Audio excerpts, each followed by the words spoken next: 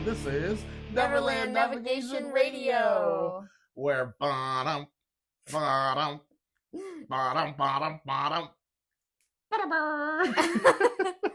That's not, is it? No, I don't think it is. Okay. No, where today we are uncovering a very special history of Jaws. the ride. This is unusual for us because we usually have just been doing Disney. Right, we're delving into uncharted waters, and unfortunately for us, Shark!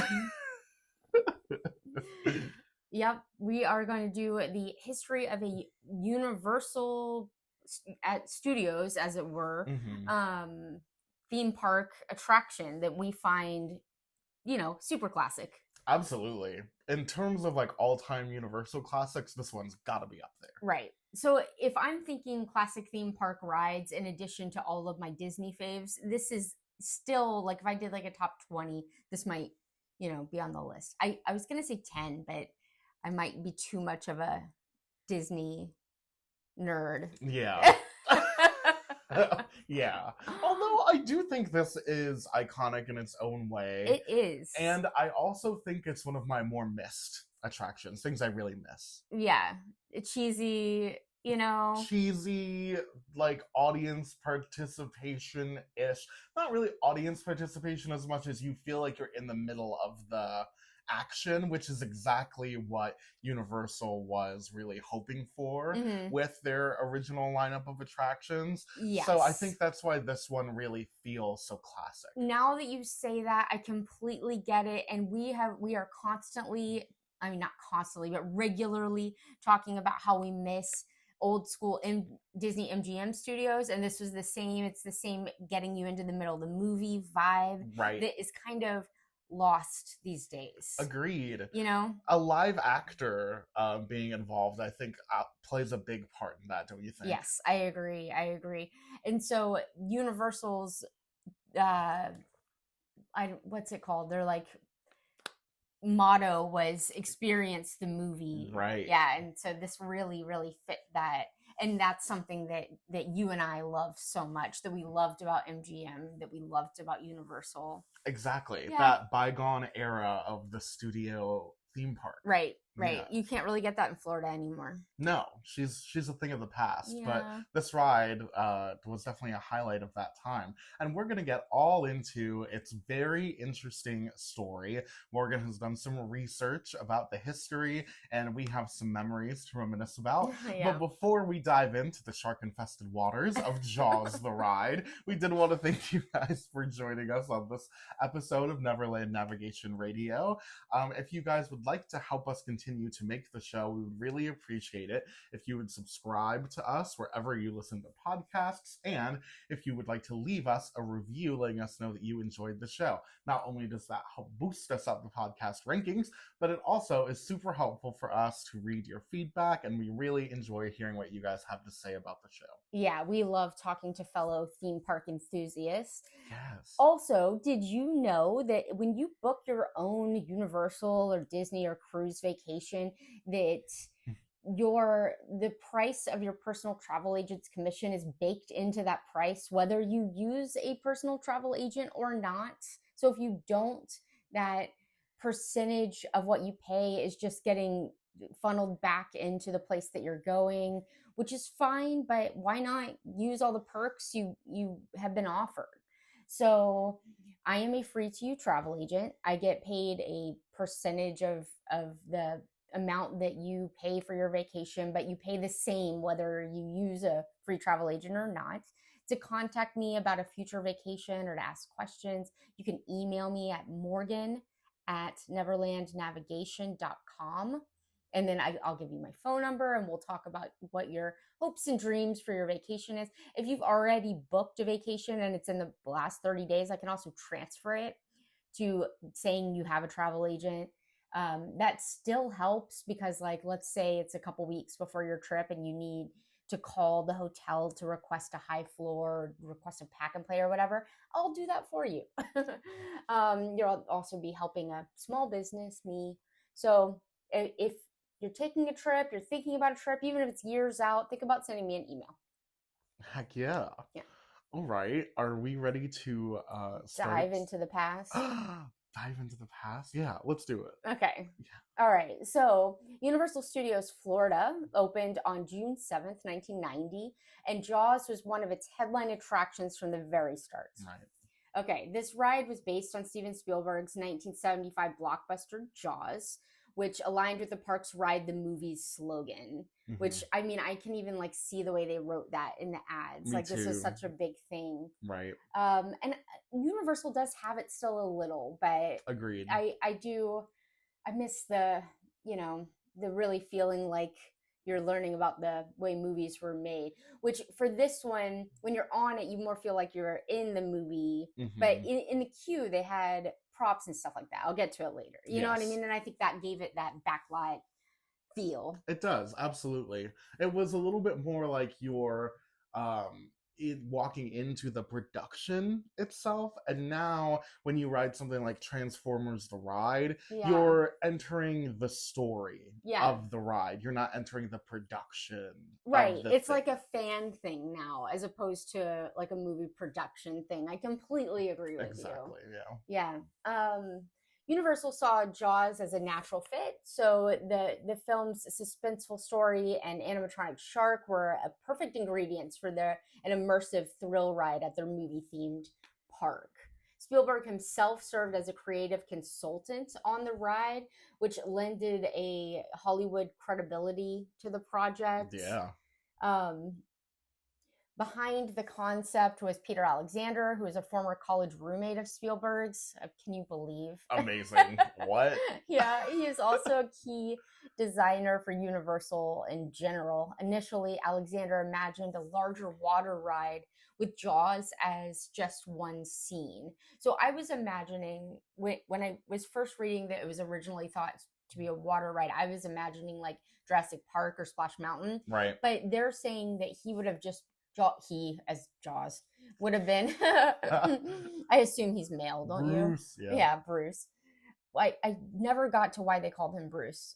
Is that information out there? I don't know. I think there's a rumor or something that he's named after a lawyer Steven Spielberg didn't like. Oh, funny. But I'm not 100% sure on that, so internet, don't hold me to that. Right. It's just interesting because then we have Bruce the Shark in the Finding Nemo franchise. So I'm like, why is this a shark name? I believe that Bruce might be a reference to this Bruce. That would be awesome. I think so. That would be another bridge then from Disney to Universal, like light. But there's another one later on that I'll get to that I found really interesting. Oh. But anyway, so I guess it wouldn't have been like Jurassic Park, where although that would have made a lot of sense to me. Agreed. Like a thrill element in the ride, you mean? Yes. Agreed. Yeah. Yeah. But anyway, I don't know how far they got into thinking through that because there's not really information out there about it. So Jaws would have just been one aspect with multiple other movie aspects, and I can't imagine that in my head at all. Yeah, interesting. I'll throw out a couple. Okay. Creature of the Black Lagoon. Okay. Yeah, makes sense. I was gonna say you're gonna have to think of older stuff, but yeah, no, actually 1990 is when this was made. I'm thinking 75, but no. When did Waterworld come out? Back in the day? Oh, that's a good question. I think the 90s, right? I do too. Probably not pre-1990. Yeah, maybe. Yeah, those are just the two off the top of my head. Waterworld. Yeah. You're in Waterworld, and then there's Jaws. Yeah, it's like the studio tour. Yeah, okay. And also they have a Waterworld show at Universal Hollywood. I've so been. They like Waterworld. Yeah, they do. And that show was really good. Yeah. I will say. But Universal's president, Jay Stein, insisted that Jaws deserved an entire attraction of its own. I agree with you, Jay Stein. Yeah, good job. Yeah. And as you'll see, this became such a huge thing that he was definitely right. Right. In Spielberg's films, the shark blows up at the end, noted MCA president Sidney Schinberg, and he famously told Alexander to find a way to make the shark explode every few minutes for the theme park guests. So he wanted the end to be the shark blowing up at the end, which, as you can imagine, would be very difficult because it's constantly going. Right. A shark blowing up into pieces every... I can't remember and I'm going to get into how that worked. I don't know if any of you listeners went on it when it first opened in 1990. But do you remember when you probably don't, because I don't either, but would you see other boats when you were on the boat? Not that I remember. You know what I mean? You know how when you're on Jungle Cruise, which they reference a lot as being kind of a similar ride in a different park, which is kind of funny because one is horrific and one is comical. Right, but I get it. Yeah, I get it too. Live skipper. There's a lot. Animatronics. Right. There's a lot of stuff that you can make connections on. It's just obviously the theme. Yeah, the theming is wildly different. Right. But like on Jungle Cruise, you'll see another boat, so you know. Yeah. Anyway, I don't recall how it was laid out and if you could see the other boats, but having like an explosion every couple minutes seems crazy to me. Right. So I will get into how the original ride went in 1990 because it is not what you definitely not what you remember. Okay. And I don't remember it either. If any of you out there went on it between 1990 and when it closed, which might have also been 1990, it's in my notes. Okay. Please, for the love of God, send us a message. I would love to talk to you about this. Please. Yeah. You lived through something in our opinion is so interesting. Yes, because it was so short-lived. And I don't know how many completed rides they actually got out of this 1990 version because it was so wrought with problems. Yeah. Just like the movie was, if you guys know that. It's like a curse. Yes, it's like it's cursed. Right. So, but then it came around, so... So the original ride was designed to culminate an explosive finale, just like the movie's climactic scene. Alexander and his team, including show writer Tom Ridenbach and others, crafted a storyline where a leisure boat tour around Amity Island goes horribly wrong when the infamous great white shark, nicknamed Bruce, attacks. When it debuted, the Jaws ride at Universal Studios Florida placed guests on an open-air tour boat piloted by live skippers, similar to the Jungle Cruise,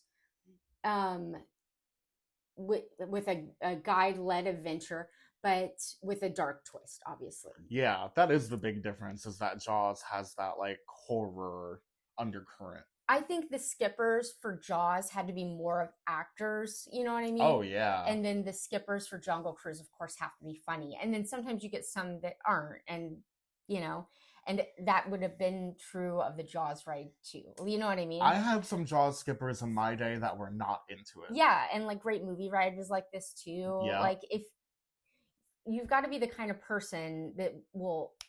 deliver every time. It's a lot. It is a lot. And if you are someone who can really get into the everybody down shark, if you can really get into it every single time, it is such a great experience for the guests. Yes, exactly. Right. Yeah. So you have to. I mean, I just feel like it's big. Right. So the tour began peacefully through a recreated Amity Harbor, complete with New England-style boathouse and even Chief Brody's house on the shoreline. I love the aesthetic of this. Me too. That's something I miss. We have it a little, I guess. Yeah, just barely. I'm gonna say not really. No, it's not the same. No, if you go to, and I will get into this later, but if you go to Universal Hollywood, they still have the set. You know what I mean? With the New England style houses and stuff like that. That was actually one of my favorite things about this attraction, was that little coastal kind of town feel of Amity. Yes. I loved that. I miss the vibe. I think they could have left. I mean, they would have had to move it because of what's there now. But I miss that. That was fun. Same. The illusion of a quaint seaside town soon gave way to terror as Jaws struck. In the original 1990 version, one spectacular scene featured the 25-foot animatronic shark biting into the boat, which was even outfitted with real shark teeth. Oh, the animatronic was outfitted with real shark teeth. And then when it took a bite of the boat, it would leave a piece. Oh my god. Panicked guests would see the giant shark's jaw clamp down on the boat's pontoon, spinning their vessel 180 degrees. And then for the finale, so that's huge, right? Yeah. A shark, this animatronic shark has to like get right up on your boat at the same time as your boat is moving, already looking like, I can't even imagine how this would work today. Yeah, engineering wise. Yeah. And then they take a bite out of the boat. Yeah. And then a piece of the boat and then actually... we go spinning. Yeah, and That's then a lot. for the finale, the skipper famously fires a grenade launcher into the shark's mouth, causing Jaws to disappear under the water and explode. And then there are chunks of fake shark flesh and blood red water that erupt to sell the effect. Oh. Yeah. I don't remember that. That wasn't there when I went on Same. it. Yeah, same for you. This didn't work out for very long. Chunks of shark. Yeah. Shark flesh and red water. They were making shark fin soup. It's crazy. That's wild. This was a gory, crowd-pleasing ending, and it was accomplished by an ingenious meat machine effect. Underwater air cannons would shoot up rubber shark bits and colored water, and then it would collect and recycle the pieces via a submerged funnel so that the next boat could witness the carnage again. That is jaw-dropping. Yeah, it's crazy. Holy heck.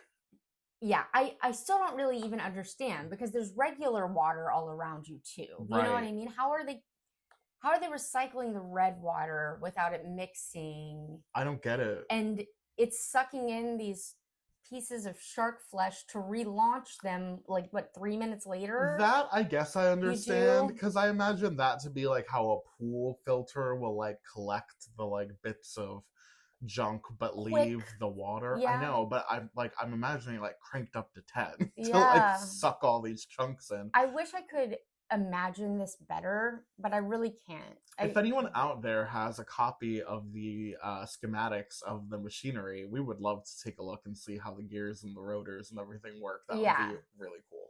And was that water somehow separated from the rest of the water in the lake? Right. Is that like sectioned off? Or how did y'all accomplish that? Yeah. That is quite the... I honestly though, big swing. And I love a big swing. I do too, but these are multiple big swings, and it didn't pay off. We're going to need a bigger boat. We're going to need a bigger boat. Right. Despite the exciting concept, opening day was a disaster. Shocker. Yeah. Like Spielberg's film production, where the mechanical shark infamously malfunctioned because of the salt water, the ride's complex effects immediately ran into trouble. Yeesh. In 1990, the Jaws ride suffered frequent breakdowns from day one. The elaborate animatronic sharks built by Ride and Show Engineering did not reliably sync with the moving boats, so guests often saw sharks lunging at empty water, or they'd surface too late. Oh, that's awkward. Yes, especially for the skipper. Can you imagine? Right. Like, don't look the at skipper's that like, one. oh my god, I quit. Worst show ever. Yeah, key show elements failed, because the first couple times it happened, as the skipper, you would probably be like improving to try to make it fine. Right. And then after the 100th time, you're like, okay, I'm gonna jump in. Take me, mechanical Bruce. Key show elements were failing regularly. Sometimes the climactic explosion wouldn't trigger, or the shark would get stuck, leaving riders floating awkwardly. Maintenance was a complete nightmare, because much of the machinery, like the hydraulics, the tracks, and stuff like that, was 20 feet underwater. Yeah. It was prone to leaks and difficult to access. They'd have to send in like divers. Within weeks, the ride earned a reputation for being notoriously never running, and was evacuated almost daily. Dang. Yeah. Wow, that sounds like an actual nightmare. Yeah. That's awful. Bad for everybody. Bad for the people working there. Bad for the people going that paid a lot of money to see this. It's crazy. But if you've ever had something that you've been really excited about, it sounds so great, and then it runs into some major complications and kind of flops, That's a terrible feeling, and Mhm. I feel so bad for the creators I and the know. I do engineers. too. And I'll get to this in a minute, but there's some lawsuits coming and it's just sad. Oh It's just sad. no. This situation escalated even further in July of 1990, so we're still in the same year, Okay. when a 39-year-old guest, Anthony Salamone, Oh, was tossed into the lagoon after a boat railing broke mid-ride. I would definitely not want to be a salmon in the water with a shark. Yeah. That's a particular. Wait, hold on. I'm sorry. I was very busy making a pun out of this poor man's name, but He's fine. he got tossed into the lagoon. Yes. I just so that you're not worried. He's fine. Okay. He was fine. Just some scratches. But yes, he got tossed. Oh my into the gosh. lagoon. Yeah, big deal. How does that happen? I don't know because I don't. It's like Maelstrom. Remember when we did Maelstrom? We were like, oh yeah, on media day, one of the reporters fell out of the boat. Yeah. How does that happen? Well, and falling out of the boat would make more sense than using the word tossed because something broke. And maybe that's just an exaggerated word that, you know. But it was facing these like problems where the shark was like not timing correctly and stuff. Right. So maybe it did bump against something and he was teeter-tottering. And I'm sure, even though I'm sure he was logical enough as a 39-year-old to know that a shark wasn't going to get him, I'm sure he was still panic-stricken. Oh my because gosh. there's so much electricity in the water. You know chains. What I mean? Yes, chains. Live wires. You don't know where this stuff is down there. Nightmare. Yeah. What's going to get... I don't want to be graphic, but what's going to get like ground up and pulled in? Exactly. You're on a track. Yeah. God, that sounds awful. It does sound bad. And it's deep water. Right. That in itself is a horror movie now. Poor guy. Yeah. To onlookers, it looked like part of the show. So fellow passengers even applauded, thinking that this flailing man was in the water was a stunt. So that had to make it way worse for him. Insult to injury. Poor guy. Imagine falling into into water traumatically. Yeah. And a moving theme park attraction and people are cheering. Right. Sometimes we'll hear stories about somebody suing a theme park and I'm like, you're being ridiculous. You're just trying to get money. But this guy deserved what he got. Yeah. That is life-changingly traumatic. Yes. This 100%. Is crazy. Oh my God. Yeah. So he was unharmed aside from a few scrapes and I'm like you said, emotional damages, I'm sure. Trauma. But the incident underscored the ride's technical and safety issues. Yeah. He later sued Universal for $1 million, citing poor maintenance. I believe they settled out of court. Okay. But I'm guessing he got that money and he should have. I hope that settlement was correct. $1 million sounds fair. Even in 1990. I don't know. Sounds about right. Yeah. Yeah. Yeesh. By August, so like within a month of 1990, barely 2 months after opening, Universal leadership had seen enough. They shut down Jaws indefinitely on August 22nd, 1990, and then they filed a lawsuit against Ride and Show Engineering, blaming design negligence for the ride's failures. Okay. And then Ride and Show Engineering CEO quipped, if we had built something like this for Disneyland maintenance would have taken it over and made it work. So, like... Not them dragging Universal like that. Yeah. They were like, well, if you guys had your head on straight like Disney. Yes, exactly. Dang. Kind of funny. Deep shade. Like a low blow. Yeah. Almost. Wow. So, all right. I don't know what came of the lawsuit because these things aren't always public who got what. You know what I mean? Right. And it might have just been like settled or arbitrated. Yeah. Yeah. I don't know. Oh, the suit was settled quietly. So, and we just don't know Yeah, the amount I'm sure is private. The amounts who got blamed. That's big drama. I'd watch a documentary. Yeah. Who was involved? Yeah. I want to know. Surely they have a story to tell. Courtroom drama. Courtroom drama. Yeah, and then according to later reports, Universal alleged that non-waterproof components were used underwater, among other design flaws by that company. That sounds bad. Yeah, they both had some things to say publicly about each other. Wow, a little slap fest. So that's a publicity nightmare. Yeah, I'd be curious. I would be very curious to know what money exchanged hands here, because in the grand scheme of things, I think what I read, and I might have this later on my notes, that this ride wound up costing them like over $70 million because they essentially had to make it twice. Is that including the $1 million settlement? 71, my bad. No, I don't know. No, yeah. $70 million. That's astronomical.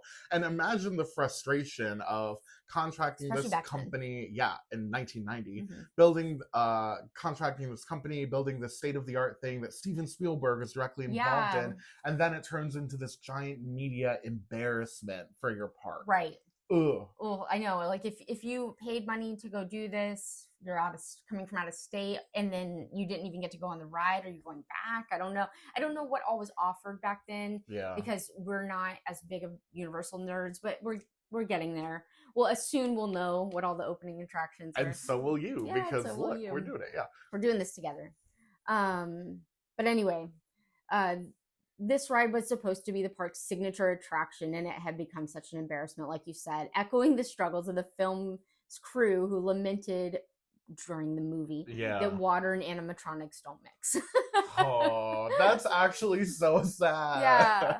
And do we see any others? Not really. We have in history, like Disney World's 20,000 Leagues famously had underwater, like a giant squid. Was it moving? Sub-mechanic animatronics. Okay. Yeah, they're a thing, but I think more and more we're starting to see that not be a thing, because like we're describing, like you were saying, they had to dive to do maintenance. I'll get into it later, but like the amount of it's not like just every once in a while they had to dive down. They were sending people nightly.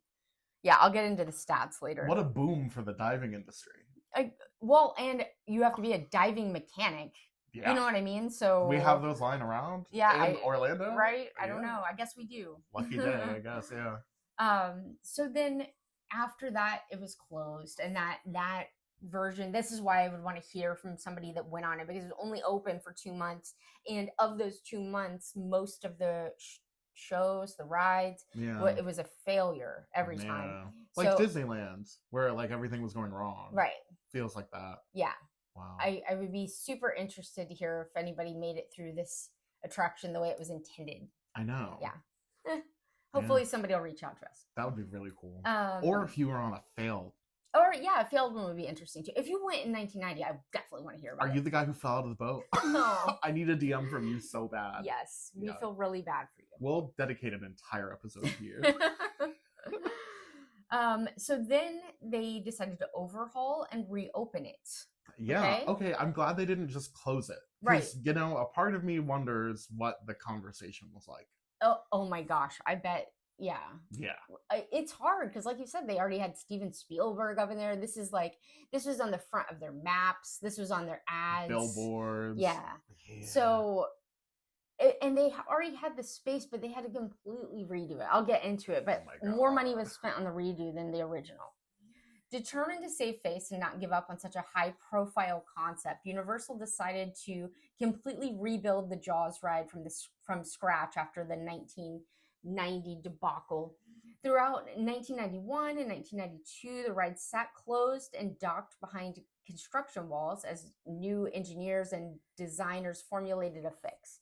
Universal retained consulting firms and contractors with solid credentials. The Totally Fun Company,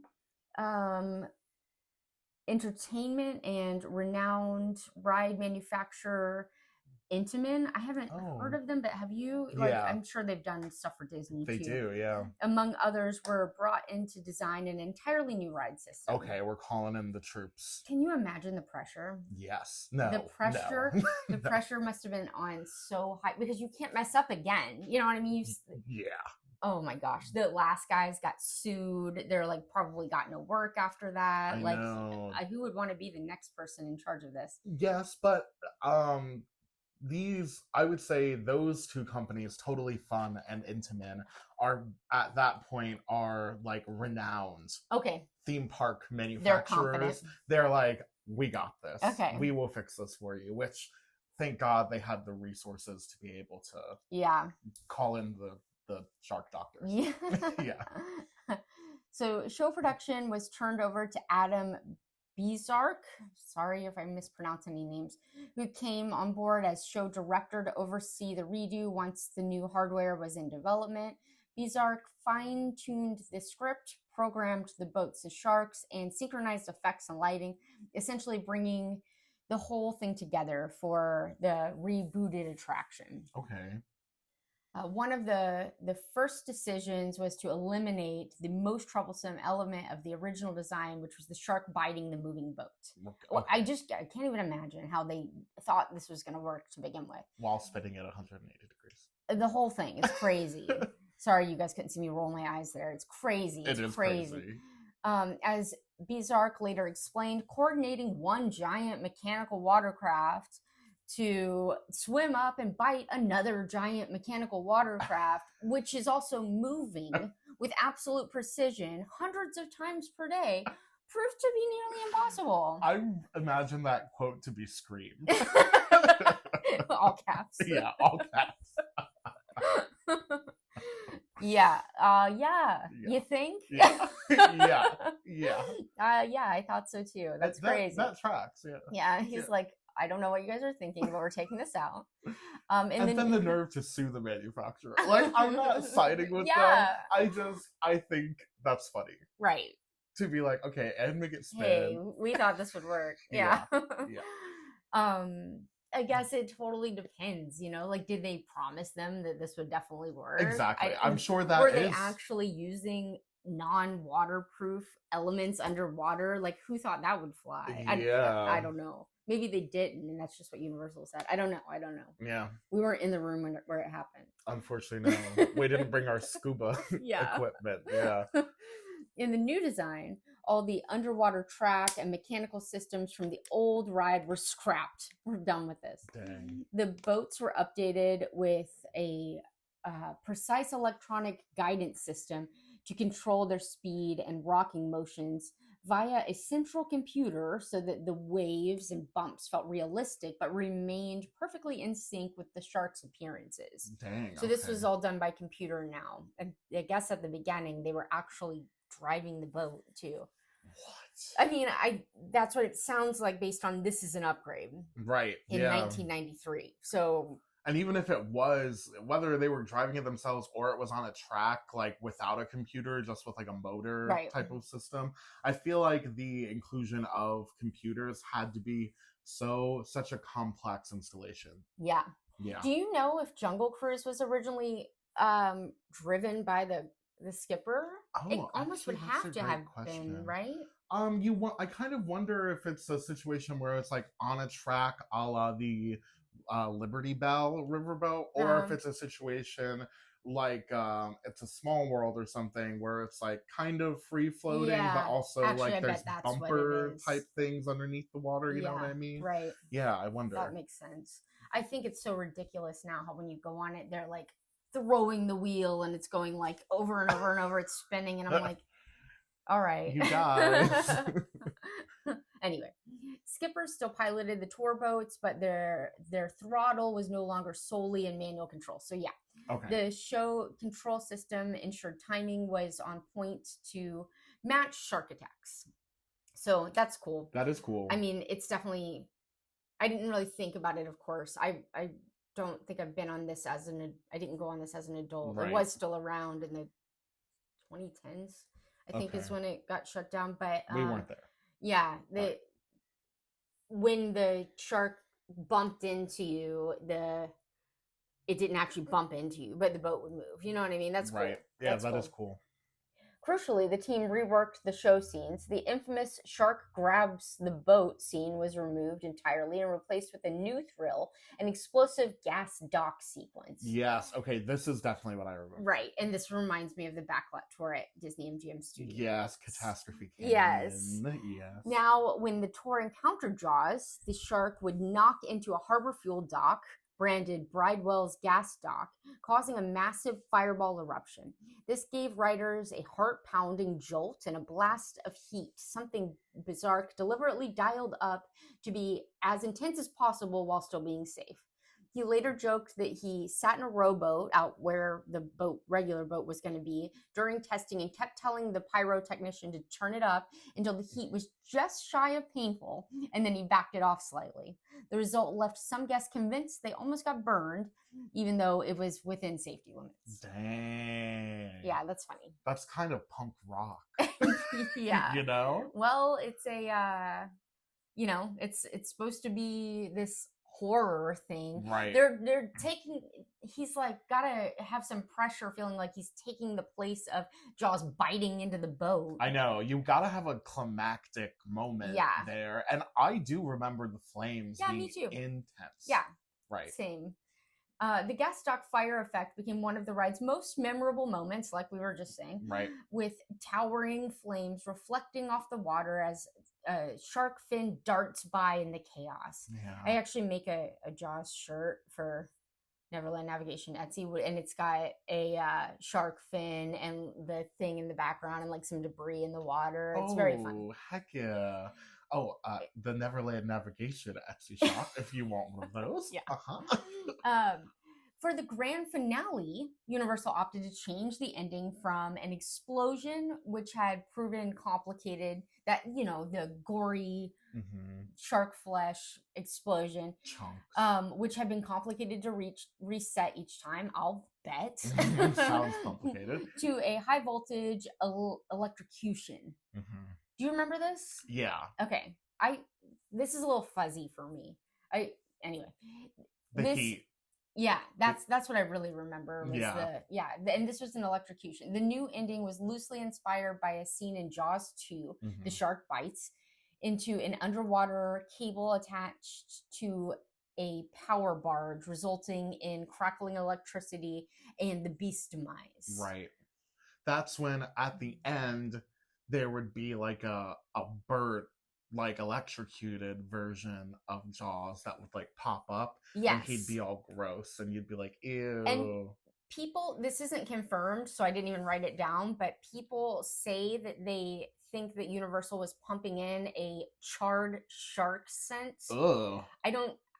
That's crazy. That's wild. So like in place of skunk smell in Disney's Figment ride, they use coffee. What do you use to simulate charred shark flesh? I don't know, but I know they're not making candles. Yeah. They probably are. I bet we could find a Jaws candle out there. I don't want it. No, we're good. We're good. Yeah. But yeah, I don't remember the smell, but I believe if it sounds like a lot of people have said that they think that there is a smell. Now, it could have probably just been a general burning smell. Yeah, like a gas and burning smell, maybe. Yeah, and they were like, yeah, it's charred shark. And when we're talking about an attraction that is now bygone for over a decade, sometimes I feel like there's some... We insert some stuff. There's some, like... romanticizing. Lore. Yeah. Romanticized lore that's kind of added in. Yeah. Yeah, so who knows? Yeah, who knows? I love confirmation, but they didn't put it out there. Yeah, if you worked on the ride. Yeah. In the ride, the skipper lured Jaws to a tagged high voltage junction. On cue, special effects rigs created sparks and an electrical glow. The shark convulsed and smoke billowed as it was fried to death. Right. A dramatic finale without the need to blow the shark up to bits every time. Though not as gory as the original grenade launcher ending, this was still a crowd pleaser. People loved it. Yeah. And there were writers that who had been on it in 1990 that didn't even realize that it changed, which is crazy because that's not close, but whatever. I know. You don't remember the chunks? You don't remember the spinning? The red water? Yeah. Yeah. Let me tell you who remembers. The guy who fell on the boat. Sorry to keep bringing him back up, but yeah. Okay. To execute these changes, new animatronic sharks were built by Oceaneering International, which this was their first ever theme park project. Cool. And I'm really glad it worked out for them. I'd hate to hear another sad story about somebody else losing their company to this cursed... They get to be the hero in the story. The revised sharks, while perhaps a bit less like life in appearance than the 1990 models, can you imagine, were more robust. Their skins were cast in latex and painted with care. The team tried using real shark teeth molds for the sharks' dentures at first, but eventually switched to safer rubber teeth after realizing that the real ones were too sharp and they kept breaking off and causing problems. Good call. Yeah. Yeah.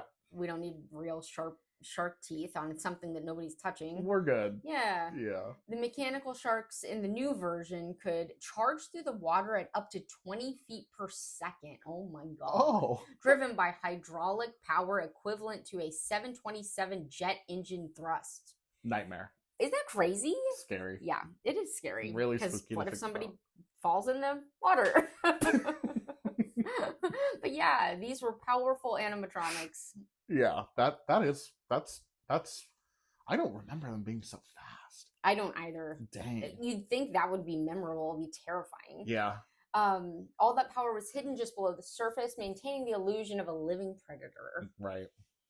After many delays, the reworked Jaws ride soft opened in late summer 1993. Universal quietly began technical rehearsals in September 1993, letting over 500,000 guests ride during trial periods before the official grand opening. The theme parks always do this, and it's, I guess I don't totally get it, but if you're there for a trial, does that mean you have to be more forgiving? Yes. Okay. I think the idea of technical rehearsal is that you go on with the understanding that the show is not finished. Okay. And that if you don't get a complete show, or if you get evacuated or whatever, you don't get anything. Right. You're just part of an experiment. Yeah. And you but can you also choose get to be do one it, of the or- first people. Yeah. Exactly. You get like an early. So for people like Right us, at your own risk. Exactly. Exactly. Yeah. But for people like us who are like kind of hoping to get evacuated off of things, Yeah. and would be stoked to be some of the first people to ride something, Mhm. it's like a dream come true. Right. But if you're like someone who's going to Universal for the first time and you've got like a book solid day, Right. And maybe- high expectations. Mhm. Yeah. Maybe not a good idea. right? Okay. Just 500,000 people is crazy Yeah. for a technical rehearsal. But okay. There was a lot of demand for Jaws though, Yeah. because it was such a big part of the initial advertising, and it had been closed. Yeah. So I think everyone was just dying to get on the new one. I'm sure. Yes. I know. I looked forward to it every trip. Same. Yeah. Yeah. Very fun. Right. After many delays, the reworked Jaws ride saw. Oh, I already said that. I'm so sorry. By the time of its grand relaunch, the Jaws ride had cost an estimated $45 million, and that's not counting the original possibly 25 or 30 million that was lost to the original failed version. Dang. Yeah, crazy. Let's see. I'm trying to see where we're gonna want to. I'm gonna say one more thing, and then we're going to stop, and then we will come back for a part 2 because there's just so much history when it comes to this. Bam! The sequel. Yeah. Jaws the Ride 2. Right. Yeah. On the grand opening day, Spielberg himself returned alongside Jaws film stars Roy Schneider, who is Chief Oh, Brody, Cool. and Lorraine Gary, who is Ellen Brody, to celebrate the attraction's second chance at life. Cool. The good news, this time the ride worked. Jaws, the ride, the sequel, which was absolutely what we're going to have to call the second part of this podcast, as some called it, operated successfully for nearly 2 decades. Yay! Yay! So yeah, there's a ton of history and a ton of information about Jaws that is still like stuff that's still kind of going on that I'm going to get into in our part 2. Okay, awesome. This has been that was fascinating. Lots of high drama going on, courtroom drama, people falling on a boat drama, all type of stuff. Wow. Almost as and interesting. a walk down memory lane, I feel like. I'm so nostalgic for this ride. Yeah, me too. For the photo op, for Yes, the and- candy shop. In part 2, I get into this a little bit, like the queue, Oh, where yeah. you can find it now. Okay. All right. Well, we hope you guys join us for part 2 as well. Yeah. This has been super fun. If you guys would like to see more of Neverland Navigation Co., then you can do that by following us on social media on Instagram or TikTok at Neverland Navco. Yes. We also have that Etsy shop that we mentioned earlier. It's called Neverland Navigation on Etsy. And we sell custom shirts, sweatshirts, dish towels. If you want a Jaws t-shirt, that's where you would go. You can send us a message on Etsy. It says message seller, and tell us what your favorite rides are, whether they're Universal, whether they're Disney. and we will send you some design options. We do more custom stuff than already designed out stuff because it's more fun that way. Yeah, I'll give them an example. Hi, Morgan. Hi. I heard about you from the podcast. Aw. I just wanted to know if you could make me a t-shirt that says, I fell out of Jaws the Ride, and all I got was this stupid t-shirt and an undisclosed settlement amount. Absolutely. Oh, great. Would you like the Jaws ride logo on there, or the Jaws fin and the... You bet your bottom dollar. Yeah. Yeah. We'll make it fun. Fun. All right. Thank you guys so much for joining us for this episode. We're off to get a bigger boat, so we'll see you On on our our next next adventure.